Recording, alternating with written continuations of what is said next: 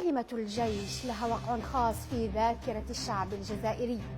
بين جيش التحرير النوفمبري الذي بني بأبناء الوطن وحارب المستعمر، وجيش خالد نزار والعربي بالخير الذي انقلب على الإرادة الشعبية وتورط في مجازر دموية واغتيالات سياسية. بين جيش حمل بندقيته ليدافع عن سيادة الوطن، وجيش أفرغ رصاصه في صدور الشعب. بين جيش حارب المستعمر دفاعا عن إرادة الحرية الشعبية، وجيش أخرج دبابته لينتزع من الشعب حق الاختيار، حق الحرية. بين جيش أخرج فرنسا صاغرة، وجيش فتح لها الأجواء وسخر لها الجنود من أبناء الجزائر لتدافع عن مصالحها في مالي. بين جيش مرجعيته نوفمبرية، وجيش مرجعيته إذيانية. أي جيش يتحدث باسمه القائد صالح اليوم؟ جيش يريد فعلا حماية الإرادة الشعبية، أم جيش يريد امتطاءها ليتربع على الكرسي بدون منافسة؟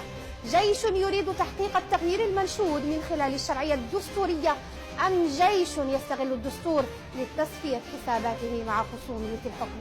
جيش يريد فعلا الإطاحة بالدولة العميقة، أم جيش يمنحها قبلة الحياة؟ جيش يريد تقسيم الشارع مستغلا التضليل الإعلامي على غرار التجربة المصرية، أم جيش يريد كسب ثقة الشارع بتحقيق مطالبه على غرار التجربة التونسية؟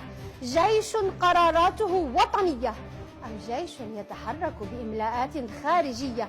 جيش يريد إنهاء الوصاية الاستعمارية، أم جيش ينفذ أجنداتها؟